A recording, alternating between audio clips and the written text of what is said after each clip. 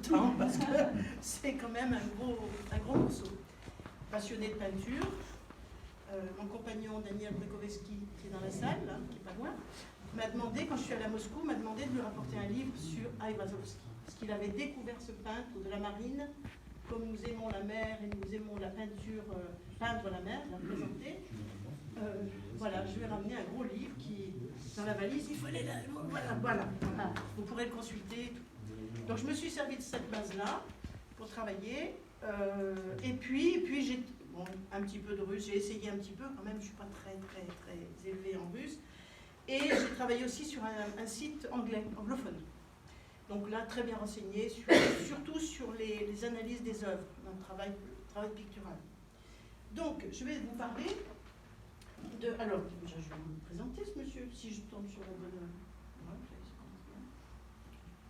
ça commence bien. Voilà. Voici Aivazovski. Aivazovski Ivan. Alors, son nom arménien, parce qu'il est d'une famille arménienne, c'est Hovhannes Aivazovski. Aivazian, pardon. Hovhannes Aivazian. Ses ancêtres venaient de là où se trouve l'Arménie, hein, et ils ont, comme ces pauvres gens, ils ont beaucoup voyagé. Il a émigré, sa famille a émigré en Galicie, en Pologne. Puis au XVIIIe siècle, je crois qu'ils ont redéménagé, ils sont allés en Crimée. Donc c'est des gens qui ont, pierre qui roule, n'amasse pas mousse, c'était des petits commerçants pas riches du tout, hein, donc ils survivaient, mais ce n'étaient pas des gens très riches. Alors, ce jeune homme est né en 1817, donc 100 ans avant la Révolution russe, et il est mort en 1900. Oui, c'est ça, 1800-1900. Il a vécu 83 ans, il a consacré sa vie à deux sujets, à la peinture, et le fil rouge, c'était sa culture arménienne, sa culture et sa religion arménienne, qu'on retrouve dans sa peinture, on retrouve ses influences dans son art. Alors, là, il est tout jeune, il a une vingtaine d'années, 24 ans là. Et c'est un tableau de Alexis Tiranov. Je ne sais pas si vous le connaissez. Donc, je vais vous montrer ensuite la Crimée. Alors, que les gens se voient où est la Crimée. Donc, notre ami est né... Voilà, c'est le démarrage. Il est né à Théodosia, Féodosie. Bon. Ah oui, parce qu'on a supprimé quelques cartes. On avait trop.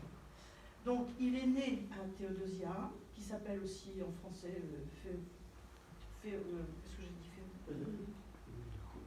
Théodosia, Féodosie. Donc, il est né là. Excusez-moi, mais j'ai un mal à le mettre en rouge, ce petit truc. Le petit bouton rouge. Oui. Ah, mais il est en dessous. C'est en dessous. D'accord. Donc, il est né là.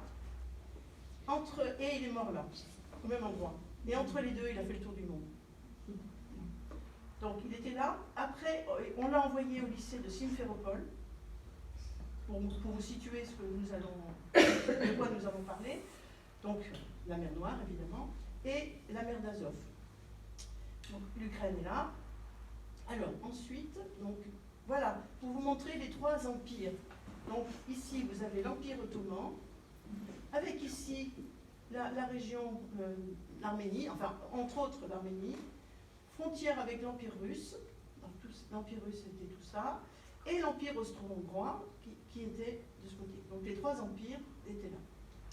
Donc, la Crimée, voilà, la Crimée est là, voilà. Continuez.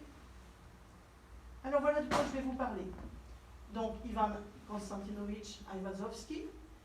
Son nom arménien, c'est Hovhannes Aivazian, en arménien, en polonais, parce qu'ils ont vécu en Pologne. Ses origines, donc j'en ai déjà parlé, arménienne.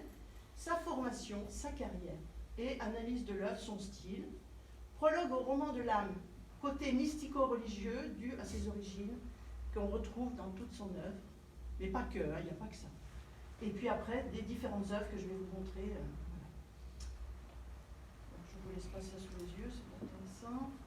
Voilà, ça c'est deux exemples de toiles. Voilà le genre de toile qu'il adorait peindre, c'est-à-dire la mer en furie. La mer était son sujet principal. Et la mer, qu'elle soit calme ou qu'elle soit en furie, comme ça, avec des navires qui coulent. Voilà, les petits oiseaux, c'est quand même un signe d'espérance, parce que c'est vraiment noir et c'est vraiment terrible, on a l'impression que la mort guette. Il y a quand même le ciel en haut, le soleil qui est là, quelque part. Voilà.